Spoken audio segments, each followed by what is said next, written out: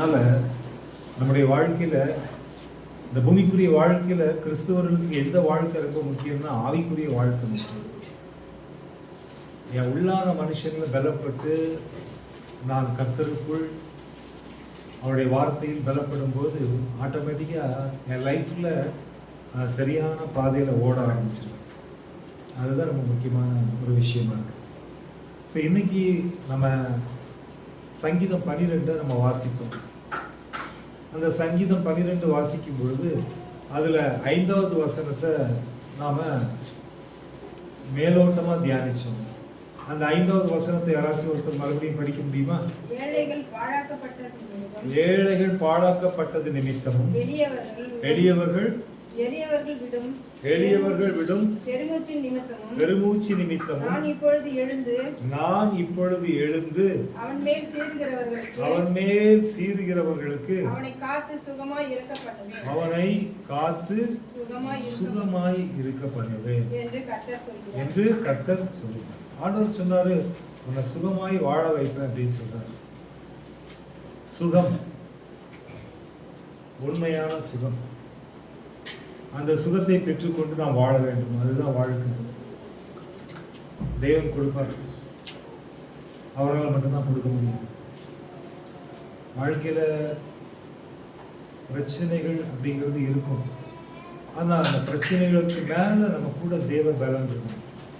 அப்போ அந்த பிரச்சனைகள் நமக்கு பெருசா தெரியாது. ஏன்னா கர்த்தருடைய பலம் நம்ம கூட இருக்கும்போது நம்ம வாழ்வில் இருக்கக்கூடிய பிரச்சனைகள், அதாவது கடினமான காரியம் நமக்கு லேசான காரியமாக தெரியும். அதை மேற்கொள்ள முடியும் அப்படிங்கிற நம்பிக்கை வரும். ஒரு மனுஷன் தேவ பலனை பெற்றுக்கொள்ளும் போது அவன் பதட்டப்பட மாட்டான். அவன் நிதானமாக எல்லா காரியங்களையும் செய்வான். இப்போ ஒருத்தன் ஒரு இரவல் கோடாரி வாங்கிட்டு, இரும்பு கோடாரி வாங்கிட்டு மரம் வெட்ட போகிறான். ஆத்தங்கரை ஓரமாக இருக்கிற மரத்தை வெட்டுறதுக்கு போவான். அந்த மரத்துக்கு மேலே ஏறி மேலேருந்து வெட்டிட்டு இருக்கும்போது கோடாரி ஆற்றுக்குள்ளே விழுந்துச்சு. ஆறு தண்ணி வேகமாக போயிட்டு இருக்குது, நல்ல ஆழமான ஆறு. அவன் வெளியே மரத்துலேருந்து கீழே இறங்கி, ஐயோ கோடாரி ஆற்றுல போட்டுட்டனே, தண்ணியில் போயிடுச்சு, நான் என்ன பதில் சொல்லுவேன்னு தெரியலையே அப்படின்னு ஒவ்வொன்று அழுதான். அவன் மாம்ச பலன் உள்ளவன். அப்போ அந்த பக்கத்தில் ஒரு தேவ பலன் உள்ளவன் வரான். அந்த தேவ பலன் உள்ளவன் பேர் என்ன, யாராச்சும் சொல்ல முடியுமா? எலிசா. யாரு? அந்த பக்கம் வரும்போது ஏன்பா அழுதுட்டு இருக்கிற அப்படின்னு கேட்குறாங்க. கோடாரி ஆத்துக்குள்ள விழுந்துச்சுங்க, அது இரவல் வாங்கின கோடாரி, என்னை உண்டு இல்லைன்னு பண்ணிடுவாங்க, இதை நம்பி தான் நான் குழப்பம்னு வந்தேன், இப்போ அவன் குழப்பையும் கெடுத்துட்டேன், என் குழப்பமும் போச்சு, ஐயோன்னு அழுதான். சொன்னா நல்லா பதட்டப்படாது, கோடாரி எந்த இடத்துல போட்ட சொல்லு, நான் இந்த இடத்துல மரம் வெட்டிட்டு இருந்தேன், அங்கேருந்து ஸ்லிப் ஆகி கீழே வந்துச்சு, ஒரு நிமிஷம் அப்படின்னு சொல்லிட்டு தண்ணியை பார்க்குறாப்புல, கண்ணை மூடுறாப்புல, ஒரு சின்ன ஜபம் பண்ணுறாப்புல, இரும்பு கோடாரி தண்ணியில் மிதக்குது. அல்லேலூயா. தண்ணியில் மரக்கட்டை தான் மிதக்கும், ஆனால் இரும்பு கோடாரி அது மிதக்குது. அவனுக்கு அப்படியே சந்தோஷம் தாங்க முடியல. ஐயா அப்படின்னு சொல்லிட்டு போயிட்டு அந்த கோடாரி மிதந்து வந்த கோடாரியை எடுத்துட்டு அவன் சந்தோஷமாக வீட்டுக்கு போனான். அவன் மாம்ச பலன் இருந்ததுனால அவனுடைய பதட்டமும் அவன் வாழ்க்கையில எல்லாம் இழந்து போனது மாதிரி அவனுக்கு ஒரு தவிப்பு இருந்துச்சு. ஆனால் இந்த தேவ பலமுள்ள இந்த மனுஷன் பதட்டப்படாதப்பா, என்ன கோடாரி தானே விழுந்துச்சு, கொஞ்சம் வெயிட் பண்ணு, அது தண்ணிக்குள்ள இருக்கிற இரும்பு கோடாரி மிதந்து மேலே வருது. இரும்பு மிதக்குமா? இரும்பு எங்கேயாச்சும் மிதக்குமா? ஆனால் தேவன் சொன்னா மிதக்கும். அல்லேலூயா. அதாவது அவர் சொல்ல ஆகும், அவர் கட்டளையிட இருக்கும், அவரால் கூடாத காரியம் ஒண்ணுமே கிடையாது. இந்த நம்பிக்கை எப்போ வரும்னா, இந்த வார்த்தையின் மேல விசுவாசம் இருந்தால் தான் வரும், இல்லைன்னா வராது. அதனால தான் மனுஷன் 54 மாத்திரம் அல்ல, அப்போ இன்னைக்கு அவர் நமக்கு சொன்ன வார்த்தை சுகம். நீ சுகமாய் வாழணும். எப்படி வாழணும்? இந்த சுகமாய் வாழ்வதை குறித்து தான் பரிசுத்த தேவன் இந்த சங்கீத புத்தகத்துல ரொம்ப அழகா சொன்னார். அந்த வார்த்தை மறுபடியும் படிங்க. ஏழைகள் பாழாக்கப்பட்டது நிமித்தமும் எளியவர்கள் விடும் பெருமூச்சு நிமித்தமும் நான் இப்பொழுது எழுந்து அவன் மேல் சீறுகிறவர்களுக்கு அவனை காத்து சுகமாய் இருக்க பண்ணுவேன் என்று கர்த்தர் சொல்கிறார். என்னை எப்படி இருக்க பண்ணுவாராம்? சுகமாய் இருக்க. சங்கீதம் 4வது அதிகாரம் 8வது வசனம் சொல்கிறது. சங்கீதம் 4:8. சமாதானத்தோட படுத்துக்கொண்டு நித்திரை செய்வேன். கர்த்தாவே, நீர் ஒருவரே என்னை சுகமாய் தங்க பண்ணுகிறீர். அவர் என்ன சுகமாய் தங்க பண்ணுவார். நம்முடைய ஆண்டவர் நம்மளை எப்படி தங்க பண்ணுவார்? சுகமாய் தங்க பண்ணுவார். நீர் ஒருவரே என்னை சுகமாய் வாழச் செய்வீர். நீர் ஒருவரே என்னை சுகமாய் வாழச் செய்வீர். நீர் ஒருவரே என்னை சுகமாய் வாழச் செய்வீர். நீர் ஒருவரே என்னை சுகமாய் வாழச் செய்வீர். உம்மை கூப்பிடும் நாளினிலே ராஜாவே செவி கொடுப்பீர். உம்மை கூப்பிடும் நாளினிலே ராஜாவே செவி கொடுப்பீர். என் ஆலோசனைகள் எல்லாம் நிறைவேற்றி தந்திடுவீர். நீர் ஒருவரே என்னை சுகமாய் வாழச் செய்வீர். நீர் ஒருவரே என்னை சுகமாய் வாழச் செய்வீர். இந்த பூமிக்குரிய வாழ்க்கையில அவர் ஒருத்தர் மட்டும்தான் உன்னை சுகமாய் வாழ வைக்க முடியும். இந்த நம்பிக்கை முதல்ல எனக்கு, உனக்கு, நமக்கு வேணும். அல்லேலூயா. இந்த நம்பிக்கையில ஃபர்ஸ்ட் நாம இருக்கணும். நமக்கு வேற யாராலையும் சுகத்தை கொடுக்க முடியாது. எந்த டாக்டராவது உங்களுக்கு ஓப்பன் ஹார்ட் சர்ஜரி பண்ணணும், 5 லட்ச ரூபாய் செலவாகும், 3 பிளாக்கும் அப்போதான் ரிலீஸ் ஆகும். அந்த சர்ஜரி முடிச்சாச்சுன்னா உங்களுக்கு எப்படி டேபிள் ஃபேன், சீலிங் ஃபேனுக்கு மோட்டருக்கு 10 வருஷம் கேரண்டியோ, அதே போல் உங்களுக்கு 10 வருஷம் கேரண்டின்னு சீல் போட்டு கொடுப்பாங்களா? ஹாஸ்பிட்டலில் கொடுக்கவே மாட்டாங்க. ஆப்ரேஷன் பண்ணி அனுப்புகிறோம், போகும்போது உசுரோட இருக்கீங்களா? கேரண்டி. திருப்பி நீங்கள் வீட்டுக்கு போயிட்டு 3 நாள் கழிச்சு யூட்டர்ன் போட்டு திருப்பி இருந்தாலும் நாங்கள் கேரண்டி கிடையாது. அதான் மருத்துவம். அதாவது மருத்துவம். ஆனால் இந்த பரிசுத்த தேவன் நாம் சுகமாய் தங்க பண்ணுவதற்கு கேரண்டி கொடுக்கிறார். அல்லேலூயா. எந்த மனுஷனாலையும் எந்த மருத்துவர்னாலும் கொடுக்க முடியாத ஒரு கேரண்டியை, ஒரு உத்தரவாதத்தை கொடுக்கக்கூடிய தெய்வம் தாங்க நம்முடைய தெய்வம். எசேக்கியா ராஜா தன்னுடைய வாழ்க்கையில 55 வயசுல அவருடைய பின்னாடி ஸ்பைனல் கார்டுல அவருக்கு ஏற்பட்ட மிகப்பெரிய வியாதி. அது நிமித்தம் அங்க மருத்துவர்கள் கைவிட்ட சூழ்நிலையில அங்க எல்லாரும் சொல்றாங்க அவர் செத்து போயிடுவார் அப்படின்னு. சரி, ஊழியக்காரத்தை வந்து கேட்டா ஊழியக்காரன்னு சொல்லிட்டாரு, நீங்க செத்து போயிடுவீங்க, நீங்க 55 வயசுல செத்து போயிடுவீங்க அப்படின்னு சொல்லிட்டு எல்லாரும் சொன்னாங்க. சர்ச்சிலையும் சொல்லிட்டாங்க, இதுக்கு மேல அவர் பிழைக்கிறது கஷ்டம், ஆக வேண்டிய வேலையை பாருங்க அப்படின்னு. இப்போ அந்த எசேக்கியா ராஜா பாருங்க, மனுஷனை நம்பல, யாரையுமே நம்பல. அவர் சுவர்புறமாக திரும்பி தேவனை நோக்கி கண்ணீர் விட்டு அழுகிறார். அப்பா, என்னை காப்பாத்துங்கப்பா, நான் உங்க மேல நம்பிக்கை வச்சிருக்கேன். மனுஷனுடைய ஆயுசு நாட்கள் 70 பைபிள்ல போட்டிருக்கேன். எனக்கு 55 வயசுலயே என் உயிரை, இந்த வியாதியில என் உயிர் போயிடும்னு சொல்லிட்டு எல்லாரும் சொல்றாங்க, டாக்டர்ஸ் சொல்றாங்க, ஊழியக்காரர் சொல்லிட்டாரு, என்னை காப்பாத்துங்கப்பா, எனக்கு ஜீவனை கொடுங்கப்பா அப்படின்னு எசேக்கியா ராஜா கேட்கிறாங்க. அப்போ பரிசுத்த தேவன் என்ன சொன்னாராங்க? உன் ஆயுசு நாட்களோட 15 ஆண்டுகள் 15 வருஷம் கேரண்டி கொடுக்குறாரு. எனக்கு எந்த ஆபரேஷன்லயாவது 15 வருஷம் உலகத்துல எந்த மருத்துவராவது கேரண்டி கொடுக்க முடியுமா? ஆனால் நம்முடைய மருத்துவர் 15 இயர்ஸ் கேரண்டி கொடுக்குறாரு. ஹல்லேலூயா. இவரை விட்டுட்டு நம்ம வேற எல்லாம் தேடிக்கணும். கர்த்தருக்கு பிரியமானவர்களே, ஒரு மனுஷனுடைய வாழ்க்கையில அடுத்த 15 வருஷம் நீ உயிரோட இருப்ப, இட் இஸ் கேரண்டி அப்படின்னு ஆண்டவர் சொல்றார். என்ன ஆச்சரியம்! 55 வயசு வரைக்கும் அவன் லைஃப்ல கேரண்டி இல்லை. ஆனா 55 வயசுக்கு பிறகு ஆண்டவர் சொல்றாரு இன்னும் 15 வருஷம் உயிரோட இருக்க. பாருங்க, பரிசுத்த தேவன் சொன்னதை செய்தான். 55 வயசு வரைக்கும் அவனுக்கு குழந்தை இல்லை. அதுக்கு பிறகு அவனுக்கு குழந்தையே பிறகு. ஹல்லேலூயா. அதுக்கு பிறகு அவனுக்கு குழந்தை பிறகு. அவன் தான் மனசே, அவன் தான் அடுத்து ஆட்சிக்கு வரான். ரொம்ப ஆச்சரியமான காரியம். அப்ப தேவன் அவர் எண்ணி முடியாத அதிசயங்களையும் ஆராய்ந்து முடியாத பெரிய காரியங்களையும் செய்கிற தேவனாக இருக்கிறார். அதனால அவர் ஒருவர் தான் நம்மை சுகமாய் வாழச் செய்கிற தேவன். அப்ப 3 யோவான் 2வது அதிகாரத்துல 3 யோவான் 2வது வசனத்துல சொல்லப்பட்டிருக்கு, பிரியமானவனே ஒரு ஆத்மா வாழ்வது போல எல்லாவற்றிலும் வாழ்ந்து சுகமா இருப்பேன். எல்லாவற்றிலும் வாழ்ந்து சுகமா இருப்பேன். அப்ப நான் எல்லாவற்றிலும் வாழ்ந்து சுகமா இருக்கேன்னா என்ன பண்ணணும்? ஹலோ, நான் எல்லாவற்றிலும் வாழ்ந்து சுகமா இருக்கேன்னா என்ன பண்ணணும்? கண்டிப்பா இப்போ ஒரு பிரச்சனைன்னா ஹாஸ்பிட்டல் போயாச்சுன்னா இதை பண்ணியாச்சுன்னா சரியாயிடும் அப்படின்னு சொல்றாங்க டாக்டர்ஸ் சொல்றாங்க இல்லையா? அதே போல தேவன் நமக்கு வேதத்துல எதை செய்தால் என் வாழ்க்கையில என்ன நடக்கும் இதெல்லாம் அவர் சொல்றாரு. அப்ப இந்த இடத்துல நான் சுகமாய் வாழ வேண்டும் என்று சொன்னால் என்ன செய்ய வேண்டும்? அல்லேலூயா.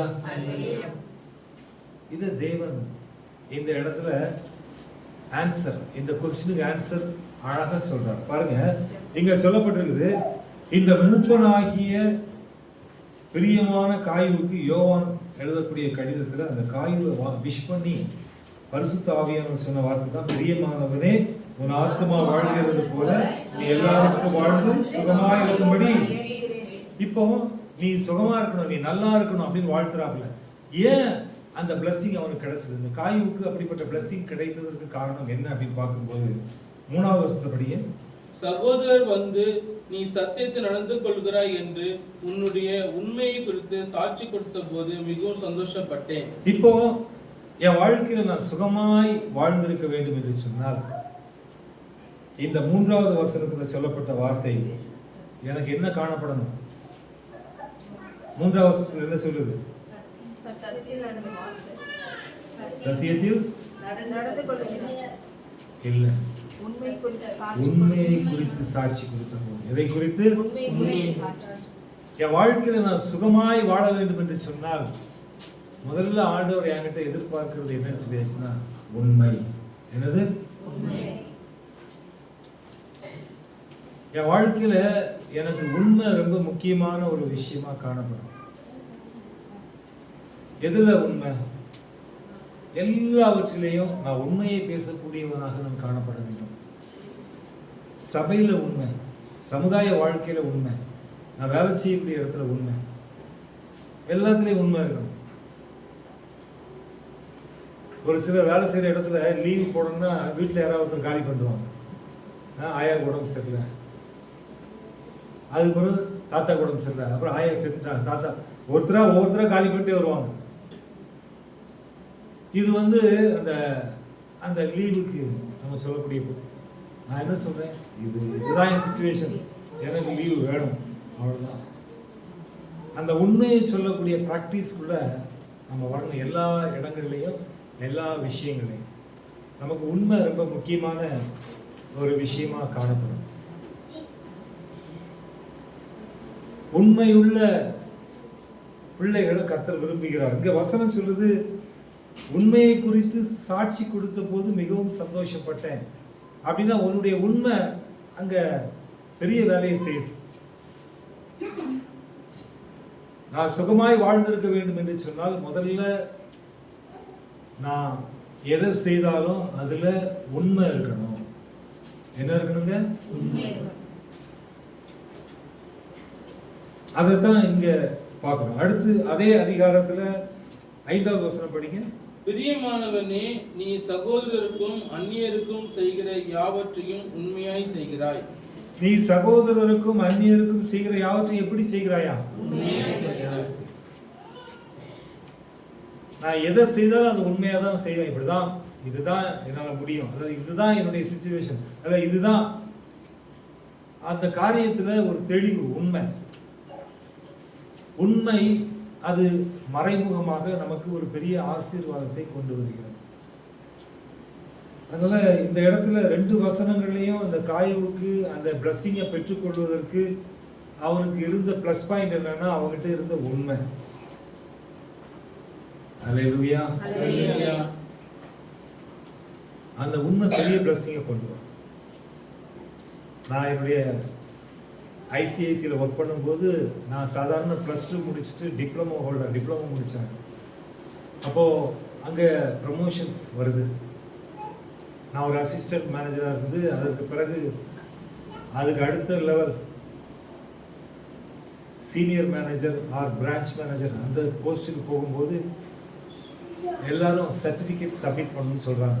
அப்போ சொன்னாங்க டிகிரி முடித்தவங்களுக்கு மட்டும்தான் இந்த ப்ரமோஷன்ஸ் கிடைக்கும், இல்லைன்னா கஷ்டம். ரெண்டாவது டிகிரி இல்லாமல் வேலை செய்கிறவங்க எல்லாருக்குமே வந்து வெளியே அனுப்பிச்சுடுவாங்க செட்டில்மெண்ட், பர்மனன்ட் எம்ப்ளாயீஸ். ஏன்னா அந்த டெசிக்னேஷன் தான் இருக்க முடியாது. அப்போ நிறைய பேர் வந்து சர்டிஃபிகேட்ஸ் வந்து ரெடி பண்ணி அனுப்புகிறாங்க இல்லாதவங்க, MBA MCA அப்படின்னு. என்கிட்ட +2 இருக்குது, டிப்ளமோ இருக்குது, வேறு எதுவும் இல்லை. நான் வேறு வழி இல்லை, அதை மட்டும்தான் அனுப்புகிறேன். வேறு எதுவும் அனுப்புறதுக்கு எனக்கு மனசாட்சி இடம் கொடுக்கல. எந்த ஒரு ஃபோர்ஜரியும் பண்ணுறதுக்கு வாய்ப்பு இல்லை. நான் இருக்கிறது இருக்கட்டு கொடுப்போம், கர்த்தருடைய சித்தம் என்னவோ நடக்கட்டும். அவ்வளோதான். ஒரு சாதாரண டிப்ளமோ ஹோல்டருக்கு பரிசுத்த தெய்வம் அங்கே confirmation and promotion it is accepted அப்படின்னு சொல்லிட்டு அந்த காரியத்தை வாங்கிச்சு. அல்லேலூயா. கிட்டத்தட்ட டிகிரி டூப்ளிகேட் சர்டிஃபிகேட் வச்ச ஒரு 40 பேர் வேலையை விட்டு தூக்கிட்டாங்க இந்தியா ஃபுல்லாக. பாருங்க, நம்ம கொஞ்சத்தில் ஆண்டவருக்கு உண்மையாக இருக்கும் பொழுது என் வாழ்க்கையில் எனக்கு நஷ்டமானாலும் பரவாயில்லை, இதில் என்ன ஆண்டவர் கொடுக்குறாரோ அது போதும் அப்படின்னு சொல்லிட்டு நம்ம செய்யும் பொழுது கர்த்தர் அதை நமக்கு ஆசீர்வதிக்கிறார். நான் லாஸ்ட்டாக ஒர்க் பண்ணது ரிலீவ் ஆகி வந்தது டாட்டாவில் இருக்கும்போது டாட்டாவில் இன்டர்வியூவில் ஆமாம் சோனல் 2 இன்டர்வியூவில் வந்து பார்த்தாச்சுன்னா என்னுடைய ரெசியூம் பயோடேட்டா எல்லாம் பார்த்துச்சு. ஹீஸ் இன் டிப்ளமோ, டிகிரி இல்லை, MBA இல்லை, மாஸ்டர் டிகிரி இல்லை, எதுவுமே இல்லை.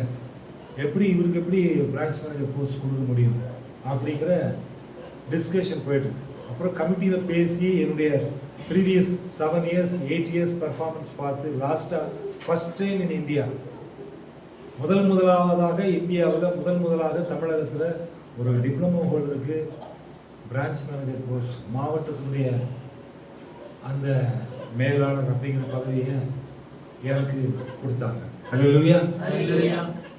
இப்போ தேவன் அவரால் முடியாது எதுவுமே கிடையாது.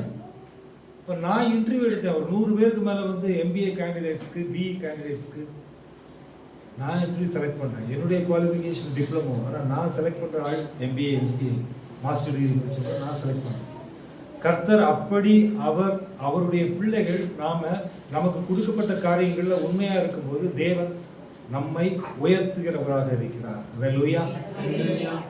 உண்மைங்க, உண்மைக்கு வந்து அவ்வளோ பவர்ஃபுல்லான ஒரு ரிசல்ட் காட் கொடுக்குறார்.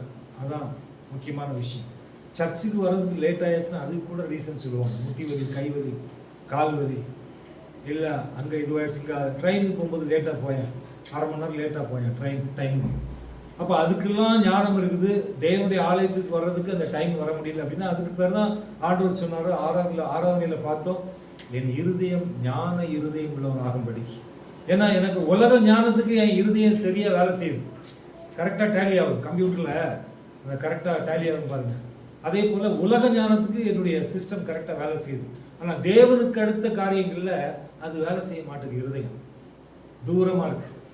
அதனால தான் தேவனுடைய ஆசீர்வாதங்களை பெற்றுக்கொள்வதற்கும் நமக்கு தாமதமாகிறது. அதான் உண்மை.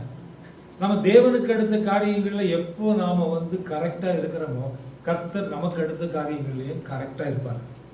அதான் உண்மை. ஆண்டவர் சொல்றார், நீ எதை விதைக்கிறாயோ அதை அறுப்பாய். அவனவருடைய விசுவாச அளவின்படி அவனவனுக்கு அளக்கப்படும். அதான் உண்மை. அதில் எந்த மாற்று கருத்து இல்லை. கர்த்தர் அவர் எல்லாவற்றையும் எல்லாருக்கும் செய்கிறவர் தான் நம்முடைய தேவன். அவர் செய்ய முடியாதவர் கிடையாது. கர்த்தரால் ஆகாத காரியம் ஒன்று உண்டோ? கிடையவே கிடையாது. கர்த்தருக்கு பிரியமானவர்களே, அப்ப இந்த இடத்துல 2 விஷயத்தை பார்த்தோம். 2த்துலயும் என்ன சொல்லப்பட்டிருக்குன்னா அவனுடைய உண்மையை குறித்து சாட்சி கொடுக்கிறார். அல்லேலூயா. அப்போ தேவனுடைய காரியங்கள்ல நமக்கு என்ன இருக்கணும்? உண்மையா இருக்கும். உபாகமம் 28வது அதிகாரம் 1வது வசனம் படிங்க. உபாகமம் 28:1.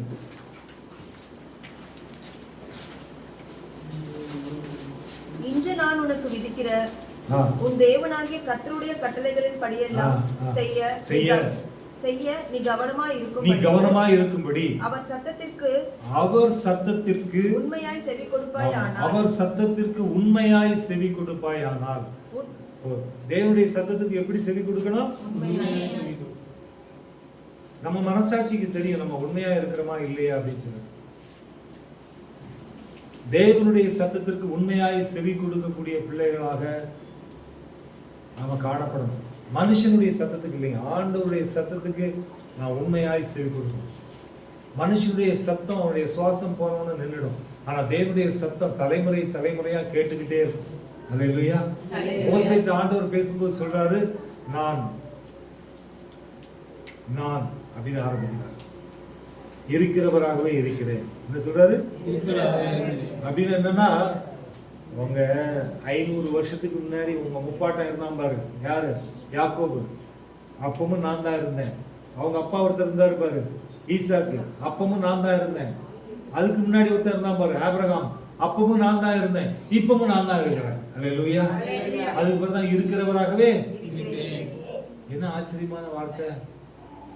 நாம கும்பிடுற தெய்வம் நம்ம பேர பிள்ளைகள் அப்படி ஜெனரேஷன் அப்புறம் தாத்தா தலைமுறையாக அவர் இருக்கிறவராகவே இருக்கிற தேவன். அப்படின்னா என்ன? அவர் சதா காலங்களிலும் உயிரோடு இருக்கிற தேவன். அப்ப அவர் சொல்றாரு, நான் ஆபிரகாமின் தேவனும் ஈசாக்கின் தேவனும் யாக்கோபின் தேவனுமாகிய ஒரு பிதாக்களின் தேவனாய் இருக்கிறேன்னு மோசேட்ட சொல்றார். அல்லேலூயா. அப்ப மோசேட்ட எப்ப சொல்றாரு? யோசேப்புக்கு அப்புறம் இஸ்ரவேல் ஜனங்கள் கானான் தேசத்துக்குள்ள வர்றதுக்கு முன்னாடி எகிப்து தேசத்துல 430 வருஷம் அடிமையா இருக்கிறாங்க. அந்த 430 வருஷம் அடிமையா இருக்கும்போது தான் மோசே இருக்கிறாப்ல. அந்த 430 வருஷத்துக்கு முன்னாடி வாழ்ந்தவங்க தான் ஆபிரகாம், ஈசாக்கு, யாக்கோபு, யோசேப்பு. இப்ப ஆண்டவர் சொல்றாரு, நான் ஆபிரகாமின் தேவனும் ஈசாக்கின் தேவனும் யாக்கோபின் தேவனும் ஆகிய உன் பிதாக்களின் தேவனாய் இருக்கிறேன். அப்படின்னா ஆபிரகாம் ஒரு 175 வருஷம் உயிரோட வாழ்ந்தாரு. அதுக்கப்புறம் அவங்க பையன் அவர் மண்டையை போட்டாரு. அவங்க பையன் ஈசாக்கு 180 வருஷம் உயிரோட வாழ்ந்தாரு. அவர் மண்டையை போட்டாரு. அதுக்கப்புறம் அவங்க பையன் யாக்கோபு 147 வருஷம் உயிரோட இருந்தாரு. அவர் மண்டையை போட்டாரு. அதுக்கப்புறம் அவங்க பையன் யோசேப்பு 110 வருஷம் உயிரோட இருந்தாரு. அவர் மண்டையை போட்டாரு. அதற்கு பிறகு 4 தலைமுறை எல்லாம் தாண்டி கடைசியில மோசே வராப்புல. மோசேட்ட சொல்றாப்புல, நான் அந்த காலத்துல இருக்கிறேன்ப்பா. அந்த காலத்துல இப்படி யாராச்சும் இருக்கிறீங்களா? இல்ல. அதனால தான் அவர் இருக்கிறவராகவே இருக்கிறவர். அல்லேலூயா. அப்பேற்பட்ட தேவன். அதனால அவர் என்ன பண்றாரு? நம்ம காரியங்கள்ல உண்மை இருக்கான்னு பாக்குறாரு. ரொம்ப முக்கியமான அதுதான் சொல்லப்படுது, அவர் சத்தத்துக்கு உண்மையாய் செவி கொடுப்பாயாம். உண்மையாய் செவி கொடுக்கணும்.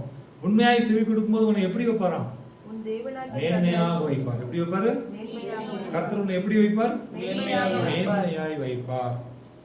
அப்போ நம்ம சுகம், என் வாழ்க்கையில நான் சுகமாய் வாழ வேண்டும் என்று சொன்னால் எனக்கு என்ன தேவை? உண்மை தேவை. என்ன தேவை? உண்மை தேவை. என் வாழ்க்கையில உண்மை இருந்துச்சுன்னா என்ன எப்படி வாழ வைப்பாராம்? சுகமாய் வாழ வைப்பார். ரெண்டாவது எப்படி வாழ வைப்பாராம்? மேன்மையாய் வைப்பார். எப்படி வைப்பார்? மேன்மையாய் வைப்பார். அடுத்து சங்கீதம் 145:18. சங்கீதம் 145:18. தம்மை நோக்கி கூப்பிடுகிற யாவருக்கும் உண்மையாய் தம்மை நோக்கி கூப்பிடுகிற யாவருக்கும் கர்த்தர் சமீபமாய் இருக்கிறார். கர்த்தர் எப்படி இருக்கிறாரா? சமீபமாய் இருக்கிறார். நீ உண்மையாய் ஆண்டவரை கூப்பிடுறதா இருந்தா உன் பக்கத்துல ஆண்டவர் இருப்பார். கடமைக்காக கூப்பிட்டேன்னா உன் பக்கத்துல ஆண்டவர் இருக்க மாட்டார். அதான் உண்மை. நான் எப்பவுமே பக்கத்துல இல்ல, தூரத்துல தான் இருக்கிறேன். அப்போஸ்தலன் பவுல் சொல்றாரு, நான் சமீபத்தில் இருக்கும்போது மட்டுமல்ல, நான் தூரமா இருக்கும்போது நீ உண்மையா இருக்கணுங்கிறார் அப்போஸ்தலன் பவுல். இன்னைக்கு நிறைய பேர் பிரச்சனைகளோட வருவாங்க, தேடி வருவாங்க. அவங்கள்ட்ட ஒரு சில காரியங்களை சொல்லுவேன். அவங்க ஒரு சிலர் செய்வாங்க, ஒரு சிலர் செய்ய மாட்டாங்க. அப்ப சித்தூர்ல இருக்கிற ஒரு தம்பிட்ட நான் சொன்னேன், நீ முழங்கால் படிட்டு ஜெபம் பண்ணணும் அப்படின்னு சொன்னேன். அப்புறம் நான் ஒரு வாரம் 15 நாள் கழிச்சு கேட்டேன், நீ முழங்கால் படிட்டு ஜெபம் பண்றியா? ஆமா பிரதர், முழங்கால் படிட்டு தான் ஜெபம் பண்றேன். எவ்வளவு நேரம்? 2 மணி நேரம் பண்றேன். 2 மணி நேரமா? என்னாலே முடியலையே. நீ எப்படி 2 மணி நேரம் முழங்கால் பண்ண? நான் அடுத்து கேட்டேன், 2 மணி நேரம் நீ எப்படி முட்டி போட்டு ஜெபம் பண்ண? நான் கட்டில பெட்டில் முட்டி. தம்பி வேலைக்கு ஆகாது. நீ தரையில பாய் போட்டு தரையில முட்டி. உன் முட்டி வலிக்கும். முட்டி என்ன பண்ணும்? வலிக்கும். முட்டி எரியணும். அப்பதான் சத்துரு எரியும். ஹல்லேலூயா. ஆமா பிரதர், அந்த மெத்தையிலிருந்து தரைக்கு வந்துச்சுன்னா என்னால 2 மணி நேரம் முடியல, அதனால ரொம்ப கால் வலிக்குன்னு சொல்ல இது என்ன பண்ணேன், இப்ப தலகாணி போட்டு தரையில தலகாணியில முட்டி வச்சு ஜெபம் பண்ணேன். தலகாணி உனக்கு 1 வாரம் தான், அதுக்கப்புறம் நீ முட்டில வச்சு ஸ்டார்ட் பண்ணி. இப்ப நான் தலகாணி எடுத்துட்டேன் பிரதர். ஆமா, கர்த்தருக்கு பிரியமான சொல்றத சரியா செய்யணும். செஞ்சா ஆசீர்வாதம். ஹல்லேலூயா. அதான் உண்மை. கர்த்தர் உனக்கு எதை சொல்லுகிறாரோ அதை செய்யணும். எப்போ? சமீபத்தில் இருக்கும்போது மட்டுமல்ல, தூரத்தில் இருக்கும் போதும். ஹல்லேலூயா. அப்ப ஆண்டவர் சொல்றாரு, நீ உண்மையாய் அவரை கூப்பிட்டானா அவர் எங்க இருப்பாரா? அவர் எங்க இருப்பாரா? உன் பக்கத்துல இருப்பாரா? உன் பக்கத்துல. அப்போ ஜெபம் பண்ணும் போது அவர் உன் பக்கத்துல இல்ல, வேற ஏதாச்சும் உன் பக்கத்துல இருக்குதுன்னா அப்ப நீ உண்மையா கூப்பிடல. வசனம் என்ன சொல்லுது? உண்மையா கூப்பிட்டு அவர் என்ன பண்ணுவாரு? ஹலோ, நான் போய் சொல்லணும்னா அந்த வசனம் போய் சொல்லுதான். அவரை உண்மையா கூப்பிட்டா அவர் பக்கத்துல இருப்பாரா இருக்க மாட்டாரா? இருப்பாரு. அப்ப அவர் பக்கத்துல இல்லைன்னா உண்மையா கூப்பிடல. அதான் உண்மை. அப்ப அவர் பக்கத்துல இருக்கணும்னா நீ உண்மையா கூப்பிடணும். எல்லாத்தையும் மறந்து நீ அவர் உண்மையா கூப்பிடணும். பரிசுத்த தேவனை உண்மையாய் கூப்பிடக்கூடிய இருதயம் உனக்கு காணப்பட வேண்டும். அதுதான் தேவனுக்கு விரும்புகிறார். அடுத்து படிங்க நீதிமொழிகள் 28:20. A faithful man will be richly blessed. எனக்கு ரொம்ப பிடிச்ச வார்த்தைங்க. உண்மையுள்ள மனுஷன் எப்படிப்பட்ட ஆசீர்வாதங்களை பெறுவான்? ஹலோ, கொஞ்சம் பாருங்களேன். உண்மையுள்ள மனுஷன் எப்படிப்பட்ட ஆசீர்வாதங்களை பெறுவான்?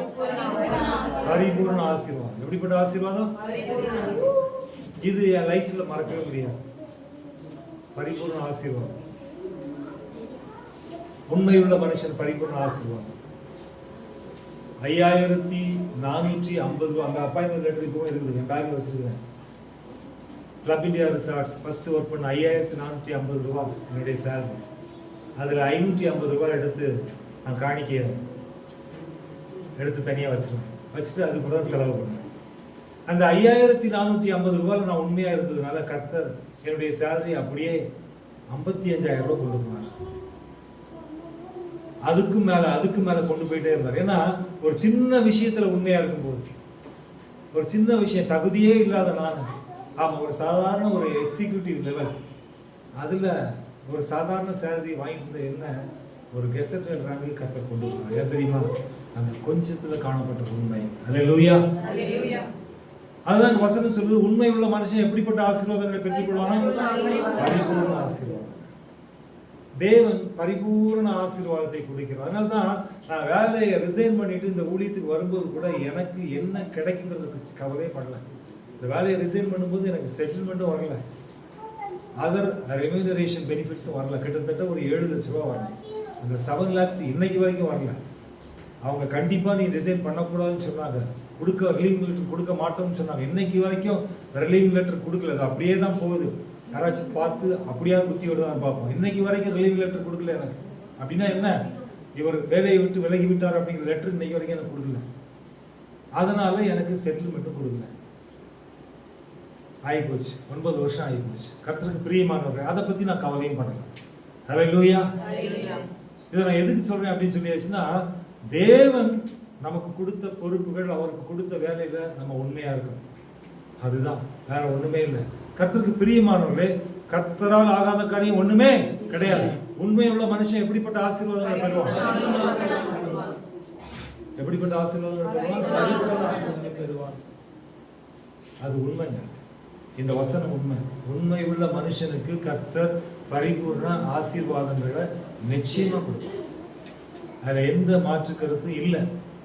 நம்ம பரிபூர்ண ஆசீர்வாதத்தை பெற்றுக்கொள்ளணும்னா ஆண்டவருக்கு உண்மையா இருக்கணும். ஹல்லேலூயா. உங்க வாழ்க்கையில எத்தனையோ ஆசீர்வாதங்கள் தடுக்கப்பட்டிருக்கலாம். அந்த தடுக்கப்பட்ட ஆசீர்வாதங்களை பூரணமாய் பெற்றுக்கொள்வதற்கு பேர் தான் பரிபூர்ண ஆசீர்வாதம். அந்த பரிபூர்ண ஆசீர்வாதத்தை பெற்றுக்கொள்வதற்கு ஆண்டவர் வைத்திருக்கக்கூடிய ஒரே தகுதி உண்மை, வேற எதுவுமே. ஹல்லேலூயா. அந்த பரிபூர்ண ஆசீர்வாதத்தை பெற்றுக்கொள்வதற்கு ஆண்டவர் வைத்திருக்கக்கூடிய தகுதி என்னது? உண்மைங்க. ஹல்லேலூயா. அடுத்து படிங்க, யாத்திராகமம் 18வது அதிகாரம் 21வது வசனம். யாத்திராகமம் 18:21, 5 நிமிடங்கள். ஜனங்கள் எல்லாருக்குள்ளும் தேவனுக்கு பயந்தவர்களும் உண்மையுள்ளவர்களும் பொருளாசையை வெறுக்கிறவர்களுமான திறமையுள்ள மனிதரை தெரிந்து கொண்டு அவர்களை 1000 பேருக்கு அதிபதிகளாகவும் 100 பேருக்கு அதிபதிகளாகவும் 50 பேருக்கு அதிபதிகளாகவும் 10 பேருக்கு அதிபதிகளாகவும் ஏற்படுத்தும். தேவன் பொறுப்புகளை கொடுக்கிறவர். உண்மை உள்ளவர்களுக்கு எதை கொடுப்பாரு? உண்மை உள்ளவர்கள் எதை கொடுப்பாரு? பொறுப்புகள். அதான் உண்மை. சாதாரண ஒரு நார்மல் எம்ப்ளாயி, அதற்கு பிறகு டீம் லீடர் 10 பேருக்கு, அதற்கு பிறகு அடுத்த லெவல், நெக்ஸ்ட் லெவல் 50 பேருக்கு, அதுக்கப்புறம் நெக்ஸ்ட் லெவல் 100 பேருக்கு ஆண்டவர் ஸ்டெப் பை ஸ்டெப்பா உயர்த்துவார். எப்ப தெரியுமா? உண்மை. இந்த இடத்துல ஆண்டவர் சொல்றாரு, உண்மை உள்ளவர்களுக்கு கர்த்தர் பொறுப்புகளை கொடுக்கிறவர், உயர்த்துகிறவர். அப்ப பார்த்த உண்மை உள்ளவர்களை கர்த்தர் மேன்மையாக வைப்பார். உண்மை உள்ளவர்களுக்கு கர்த்தர் சமீபமாய் இருப்பார். உண்மை உள்ளவர்களை கர்த்தர் ஆசீர்வதிப்பார். உண்மை உள்ளவர்களை கர்த்தர் அவர்கள் செய்கின்ற வேலைகளிலே, பொறுப்புகளிலே உயர்த்துவார். அல்லேலூயா. எவ்வளவு விஷயங்கள் கர்த்தர் வச்சிருக்கிறார் பாருங்க. கர்த்தருக்கு பிரியமானவர்களை, எபிரேயர் 3வது அதிகாரம் 2வது வசனம். மோசே தேவனுடைய வீட்டில் எங்கும் உண்மை உள்ளவனாய் இருந்தது போல இவரும் தம்மை ஏற்படுத்தினவருக்கு உண்மை உள்ளவராய் இருக்கிறார். இந்த மோசே தேவனுடைய வீட்டில் எங்கும் உண்மை உள்ளவன் அப்படின்னா, கடவுள் தாங்க நம்முடைய வாழ்க்கையில் நமக்கு இந்த உலக மனுஷன் எல்லாத்தையும் கொடுக்க முடியும், ஆனா ஆண்டவர் மட்டும் தான் உயிர் கொடுக்க முடியும். அல்லேலூயா. இதுக்கு எக்ஸாம்பிள் யாரு? நம்ம தமிழ்நாட்டு சிஎம், எக்ஸ் சிஎம், அருமையான சிஸ்டர் ஜெயலலிதா. எல்லாம் இருந்துச்சு, ஆனா உயிர் மட்டும் இல்லை. 75 நாள் வச்சு செஞ்சாங்க. அல்லேலூயா. பாருங்க, எல்லாமே இருக்குது, ஆனா என்ன இல்லை? எல்லாமே இருக்குங்க. தங்கம் இருக்குது, வெள்ளி இருக்குது, வைரம் இருக்குது, எல்லாமே இருக்குதுங்க, உயிர் இல்லைங்க. அதை கொடுக்கிறவர் ஆண்டவர் மட்டும்தாங்க. அது நம்ம வாழ்க்கையில, நம்ம தமிழ்நாட்டில் நமக்கு, நம்ம ஜெனரேஷன், நம்ம தலைமுறையில ஆண்டவர் ரோல் மாடலா நிறைய காரியங்களை இப்படி நம்ம கண்ணு முன்னாடி காட்டுறாரு. ரொம்ப ஆச்சரியமான விஷயம். அப்போ என் வாழ்க்கையில எனக்கு எது முக்கியம்னா, என்னை படைத்த தேவன் எனக்கு முக்கியம், என் தேவனுடைய வார்த்தை எனக்கு முக்கியம். இந்த பூமிக்குரிய வாழ்க்கையில ஒரு மனுஷனுடைய வாழ்க்கையில ரொம்ப முக்கியமான நாள் எதுங்க சொல்லுங்க? கிறிஸ்டியன்ஸ் தான் நம்ம. ஒரு மனுஷனுடைய வாழ்க்கையில, கிறிஸ்தவர்களாகி நமக்கு ரொம்ப முக்கியமான நாள் எது சொல்லுங்க? யாராவது சொல்லுங்க, சொல்லுங்க. புரியல? முக்கியமான நாள் என்ன நாளுங்க? சரி, ஓகே. நான் சொல்றது உலக பிரகாரமா. கல்யாணம் எங்க நடக்கும்? யார் தாலி எடுத்து கொடுக்கணும்? யாரோ, ஆனா கண்டிப்பா பாஸ்டர் இருக்கணும், கண்டிப்பா ஐயர் இருக்கணும், கம்பல்சரி. கல்யாணம் சர்ச்சை நடந்தாலும் இல்ல மண்டபத்தில் நடந்தா கூட அங்க ஐயர் இருக்கணும். அவ்வளோ. அப்போ 2 பேரை இணைக்கணும்னா அங்க கண்டிப்பா ஆண்டவர் தேவை. அல்லேலூயா. கல்யாணம் முக்கியமானதா இல்லையா? அடப்பப்பா கல்யாணம் இல்லை விடு பார்த்துக்கலாம் அப்படின்னு சொல்லுவாங்களா? கிடையாது. கல்யாணத்துக்கு யார் தேவை? கண்டிப்பா ஐயர் தேவை இல்லையா? நான் வரமாட்டேன், நீ சர்ச்சைக்கு வரமாட்டேன் அப்படின்னு சொன்னா கூட வரணும், இன்னொருத்தர் வாங்கய்யா எப்படின்னா ஒருத்தர் ரெடி பண்ணிடுறாங்க இல்லையா? ஏன்னா என்ன பண்றது, கல்யாணத்துக்கு ஐயர் தேவை. ஏன்னா அந்த சத்திய பிரமாணம் எடுத்து கொடுக்கறதுக்கு தேவைப்படுது. 2வது இன்னொன்னுக்கு என்ன யார் தேவை? 3 கைப்பிடி மண்வெட்டி எடுத்து போடுறதுக்கு தேவை. அப்ப இந்த 2 முக்கியமானது. ஒரு மனுஷனுடைய வாழ்க்கையில திருமணம் முக்கியமான நாள், இணைக்கப்படக்கூடிய நாள். 2வது போய் சேரக்கூடிய நாள். இந்த 2க்கும் யார் தேவைப்படுது? தேவன் தேவைப்படுகிறார். அல்லேலூயா. அப்ப இந்த ஆண்டவர் இல்லாம நம்ம வாழ்க்கையில அதை செய்ய முடியுமா? அப்ப இவரு முக்கியமானவர் இல்லையா? ஆனா இவரை நம்ம முக்கியமா நினைக்கிறோமா? அதான் பிரச்சனை. நம்ம வாழ்க்கையில இன்னைக்கு வரைக்கும் நம்ம கஷ்டப்படுறதுக்கு, சமாதானம் இல்லாம இருக்கிறதுக்கு, அப்படியே சண்டை போடுறதுக்கு, அப்படியே ஒரு மாதிரி இருக்கிறதுக்கு காரணம் என்ன தெரியுமா? நம்ம வாழ்க்கையில எது முக்கியமோ அதை நம்ம நினைக்கல, அதை விட்டுட்டோம், மீதி எல்லாத்தையும் பிடிச்சுக்கிறோம். இந்த பரிசுத்த தேவன் மோசே தேவனுடைய வீட்டில் எங்கும் உண்மை உள்ளவனாக. மோசே எத்தனை வயசுல ஆண்டவர் தொட்டார்? அவனை 80 வயசுல தொட்டார். அவன் வாழ்க்கை முடிஞ்சு போச்சு, கல்யாணம் ஆயிடுச்சு, குழந்தை குட்டி எல்லாம் ஆயிடுச்சு, அவ்வளவுதான். இதுக்கு மேல ஆடு மேய்ச்சிட்டு அப்படியே பொழுத ஓட்டிட்டு இருக்கிறான். 80 வயசு போற நேரம், அவ்வளவுதான், இதோட கதை முடிச்சு அப்படின்னு இருக்கும்போது அப்ப போய் ஆண்டவர் தொடுறாரு. அப்ப போயிட்டு முச்செடி பக்கத்துல போறான். அவன் தூரத்துல இருந்து பார்த்தா கூட பரவாயில்ல, முச்செடி எரிகிறது ஆனா வேகல, அது பச்சையாவே இருக்குது, என்னடா இது அப்படின்னு சொல்லிட்டு பக்கத்துல போறான். எது பக்கத்துல போறான்? அக்கினி பக்கத்துல போறான். எது பக்கத்துல போறான்? அக்கினி ஜுவாலையாய் தேவன் அங்கே எரிந்து கொண்டிருக்கிறார். அவர் பக்கத்துல போறான். யாரு ஒருத்தன் தேவனை நெருங்குறாங்களோ கர்த்தர் அவனையும் அக்கினி ஜுவாலையாக மாற்றுவார். அல்லேலூயா. உலர்ந்து போன மோசேயின் எலும்புகள், உலர்ந்து போன அவனுடைய சரீரத்தின் அவயவங்கள், அந்த அக்கினி அவன் மேல் பட்ட பொழுது அவன் பலம் உள்ளவனாக, அவன் வெளிச்சம் உள்ளவனாக, தேவனுடைய வல்லமையை பெற்றவனாக அவன் மாறினான். அவனுடைய ஆயுசு நாட்கள் 80 அப்புறம் 40 வருஷம் ஆண்டவர் கூட்டி கொடுத்து 120 வரைக்கும் கர்த்தர் நடத்தினார். அல்லேலூயா. ஒரு மனுஷன் தேவனை நெருங்கும் போது அவன் பலம் உள்ளவனாக மாறி விடுகிறான். அதான் உண்மை. கர்த்தருக்கு பிரியமானவர்களே, அதனாலதான் அங்க சாட்சி சொல்லப்பட்டிருக்குது, மோசே தேவனுடைய வீட்டில் எங்கும் அவன் உண்மையா இருந்தாங்க. அதனால கர்த்தர் அவனை 25 லட்சம் பேருக்கு அதிபதியா கர்த்தர் அவனை வச்சார், ரட்சகனா வச்சார். நம்ம வாழ்க்கையில் நம்ம உயர்த்தப்படுவதற்கு உண்மை ரொம்ப முக்கியமான ஒரு விஷயமா இருக்கு. மிக மிக முக்கியமான ஒரு விஷயம் உண்மை. அல்லேலூயா. உண்மை உள்ள மனுஷன் எப்படிப்பட்ட ஆசீர்வாதங்களை பெற்றுக்கொள்வான்? கடைசி ஒரு வசனத்தை படிங்க. மத்தேயு 25வது அதிகாரம் 29வது வசனம். மத்தேயு 25:29.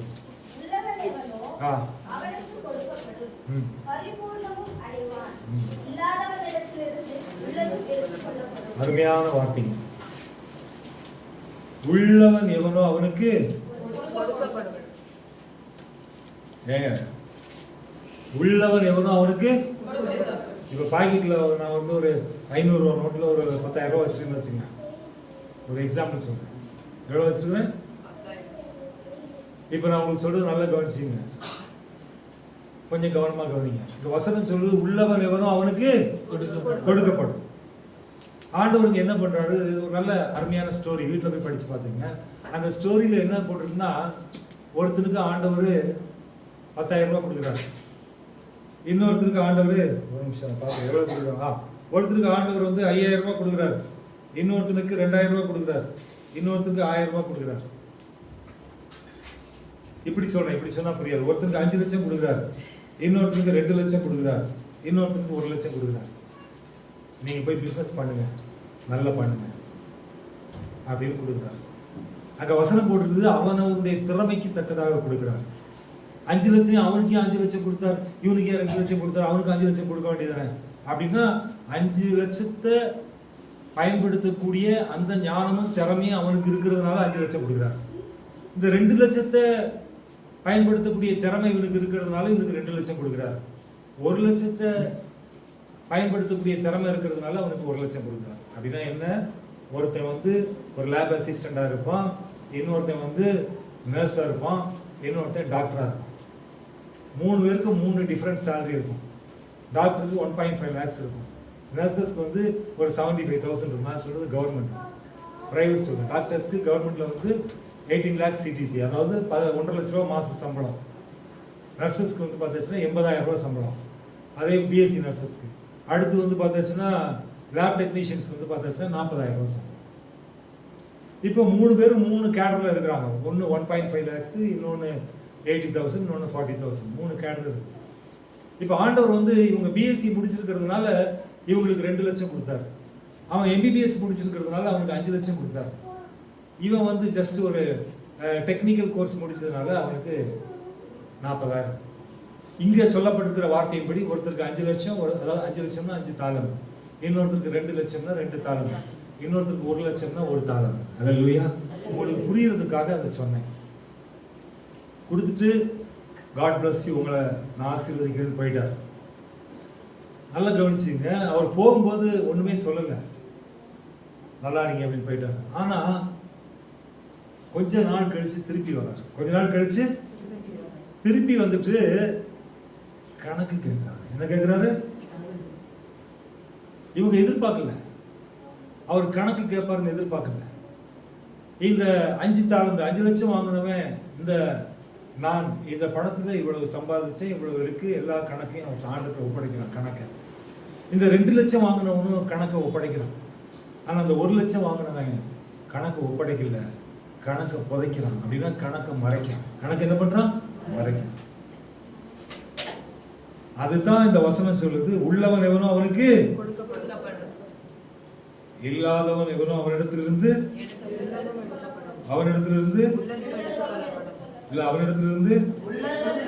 அதுதான் மெயின். உள்ளதும் அவங்கிட்ட இருக்கிறதையும் ஆண்டவர் புரியுவான். அப்படின்னா என்கிட்ட 5 லட்சம் இருக்குது, பார்த்திபன்ட்ட 2 லட்சம் இருக்குது, கலாசிஸ்ட 1 லட்சம் இருக்குது.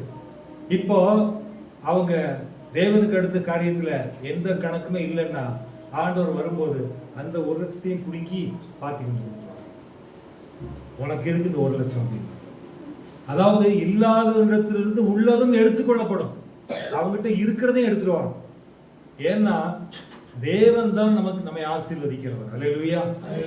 அதுதான் வசனம் சொல்லுது, உண்மை உள்ள மனுஷன் பரிபூரண என்ன ஆசீர்வாதத்தை பெற்றுக்கொள்வான். அப்போ அதனாலதான் இந்த 25வது அதிகாரத்தை படிச்சு பார்க்கும்போது அங்க சொல்லப்பட்டிருக்குது, கொஞ்சத்தில் உண்மையாய் இருந்தாய் அநேகத்தின் மேல் உன்னை அதிகாரியாக வைப்பேன். 21வது வசனம். அடுத்து 23வது வசனத்துல கொஞ்சத்தில் உண்மையாய் இருந்தாய் அநேகத்தில் உன்னை அதிகாரியாக. நீ ஆண்டவருக்கு உண்மையா இருந்தேன்னா கர்த்தர் உன்னை உயர்த்துவார். அல்லேலூயா. ஆண்டவருக்கு உண்மையா இருந்த கர்த்தர் என்ன பண்ணுவாரு? அதைத்தான் வசனம் சொல்றது. உண்மை உள்ள மனுஷன் எப்படிப்பட்ட ஆசீர்வாதங்களை பெற்றுக்கொள்வார்? அதைத்தான் உள்ளவன் எவனோ அவனுக்கு கொடுக்கப்படும், அவன் பரிபூர்ணமும் அடைவான். கர்த்தருக்கு பிரியமானவன். இன்றைக்கு இந்த ஞாயிற்றுக்கிழமை இந்த பரிசுத்த ஓய்வு நாள்ல நாம் பார்த்து கொண்டிருக்க காரியம் என்ன சொல்லிச்சுன்னா, சுகமாய் வாழ செய்கிறது. எப்படி இந்த சுகமாய் வாழ்வதற்கு நம்முடைய வாழ்க்கையில என்ன தேவை? உண்மை தேவை. என்ன தேவை? வேற எதையுமே அவர் எதிர்பார்க்கல, உண்மையை மட்டும்தான் எதிர்பார்க்கல. அப்ப உண்மை இருந்தாச்சுன்னா உன் வாழ்க்கையில நீ உண்மை உள்ள மனிதனாக காணப்பட்டால் பரிசுத்த தேவன் உன்னை மேன்மையாக வைப்பார். நீ உண்மை உள்ள மனுஷனாக காணப்பட்டால் தேவன் சமீபமாய் இருப்பார். நீ உண்மை உள்ள மனுஷனாக காணப்பட்டால் கர்த்தர் உன்னை பரிபூர்ண ஆசீர்வாதங்களினால் நிரப்புவார். நீ உண்மை உள்ள மனுஷனாக காணப்பட்டால் கர்த்தர் உனக்கு பொறுப்புகளை கொடுத்து உன்னை உயர்த்துவார். கடைசியாக நீ உண்மை உள்ள மனுஷனாக இருந்தால் கர்த்தருக்கு பிரியமானவர்களே, உன் வாழ்க்கையிலே கர்த்தர் உனக்கு எல்லாவற்றையும் கொடுத்து பரிபூர்ண நன்மையை தந்து உன்னை இந்த பூமியிலே சாட்சியாக வைப்பார். அல்லேலூயா. உண்மை உள்ளவர்களாக எப்படி இருப்போம்? பூமிக்குரிய வாழ்க்கையில நாம் உண்மை உள்ள பிள்ளைகளாக காணப்படும். தேவன் அதை விரும்புகிறார். தேவன் உண்மை உள்ளவர். இன்றைக்கு நாம சுகமாய் வாழ்ந்திருக்கும்படி கர்த்தர் நம்மேல் இரக்கமாய் இருக்கிறார். அதனால் நம்ம வாழ்க்கையில உண்மை என்கின்ற ஒரு விஷயம் காணப்படும் பொழுது எப்படிப்பட்ட நன்மைகள் எல்லாம் கர்த்தர் நமக்கு தருகிறார் அப்படிங்கிறத நம்ம பார்த்தோம். இன்னைக்கு நம்ம அப்படிப்பட்ட பிள்ளைகளாக காணப்படும். அல்லேலூயா. கர்த்தர் உங்களை அளவில்லாமல் ஆசீர்வதிப்பார். நிறைவான நன்மைகள் ஆசீர்வதிப்பார். உங்களுக்கு ஒரு குறையும் வராதுங்க. நீங்க சந்தோஷமா இருப்பீங்க, ரொம்ப ஹாப்பியா இருப்பீங்க. அல்லேலூயா. ரொம்ப சந்தோஷமா இருப்பீங்க உண்மையா இருந்தா. எப்படி இருந்தா? நான் சந்தோஷமா இருக்கேன். அல்லேலூயா. நான் ரொம்ப சந்தோஷமா இருக்கேன். அல்லேலூயா. நிஜமான உண்மை. ரொம்ப சந்தோஷமா இருக்கேன். எனக்கு இருக்கிற கஷ்டங்களை குறித்து நான் கவலைப்பட்டதே கிடையாது. ஏன்னா அவர் சமீபமா இருக்கிறார். எல்லாத்தையும் அவர் பார்த்துக்குவார். நான் ஏன் என்ன கெடுத்துக்கணும்? நான் ஏன் என்னுடைய சரீரத்தை, என்னுடைய ஆவி ஆத்மாவை கெடுத்துக்கணும்? நான் ஆண்டவருக்கு உண்மையா இருப்பேன். அவர் என் பக்கத்துல இருக்கிறாரு. அவர் என்ன கவனிக்க மாட்டாரா? அவர் தானே உயிர் கொடுத்தாரு. அல்லேலூயா. நமக்கு ஜீவன் அவர் தானே கொடுத்துருக்கிறாரு. கொல்லவும் உயிர்ப்பிக்கவும் அதிகாரம் அவர்கிட்ட தானே இருக்குது. நான் ஏன் கவலைப்படணும்? அல்லேலூயா. வசனத்தை படிக்கிறது பெரிய விஷயம் இல்லை. அவர் உங்களை விசாரிக்கிறவரானபடியால் உங்கள் கவலைகளை எல்லாம் வருத்தப்பட்டு பாரம் சுமக்கிறவர்கள் நீங்கள் எல்லாரும் அவர் இளைப்பாறுதல் தருவார். அந்த விசுவாசம் உனக்கு காணப்படணும். நீ உண்மையா இருக்கணும். எப்படி இருக்கணும்? எப்ப உண்மையா இருக்கணும்? சர்ச்சில் மட்டும் இல்ல, நீ எந்த இடத்துல இருந்தாலும் ஆண்டவருக்கு எப்படி இருக்கணும்? எந்த இடத்துல இருந்தாலும் ஆண்டவருக்கு உண்மையா இருக்கணும். நான் ஊருக்கு, எங்க அப்பா சாவுக்கு ஊருக்கு போயிருக்கும்போது ஒரே ஒரு ஆள் கூட கிடையாது. எங்க நம்ம சர்ச்சில் இருந்து ஒருத்தர் கூட கிடையாது. ஒரே ஒரு, எனக்கு எல்லாரும் இங்க இருக்கிற யாருமே, வேலூர் மாவட்டத்திலிருந்து யாருமே கிடையாது. நான் நினச்சிருந்தேன் அங்கே போயிட்டு மொட்டையை போட்டுக்கலாம், கோடி போட்டுக்கலாம், எல்லா சடங்கு சாங்கி எல்லாத்தையும் பண்ணியிருக்கலாம் இல்லையா, கொல்லியை போட்டுக்கலாம், மூத்த பிள்ளை தானே, எல்லா காரியத்தையும் செஞ்சிருக்கலாம். ஆனால் ஒண்ணுமே பண்ணல. ஒண்ணுமே. அவ்வளவு பேரும் எதிர்த்து நிக்கிறாங்க. முடியாது, சாரி, கர்த்தருக்கு அடுத்த காரியங்கள் நான் இருக்கிறேன், என்னால் எதையுமே செய்ய முடியாது. ஜெபம் பண்ணிட்டு நான் போறேன். கர்த்தருக்கு பிரியமானவர்களே, நீ சமீபத்தில் இருக்கும்போது மாத்திரமல்ல, தூரமாக இருக்கும் போதும் ஆண்டவருக்கு உண்மையா இருக்கணும். அல்லேலூயா. அதைத்தான் தேவன் பார்க்கிறார், அதைத்தான் தேவன் விரும்புகிறார். கர்த்தருக்கு பிரியமானவர்களே, நீ ஆண்டவருக்கு எப்படி உண்மையா இருக்கிற, அதை ஆண்டவர் பார்க்குற வைராக்கியத்தை பார்க்குற.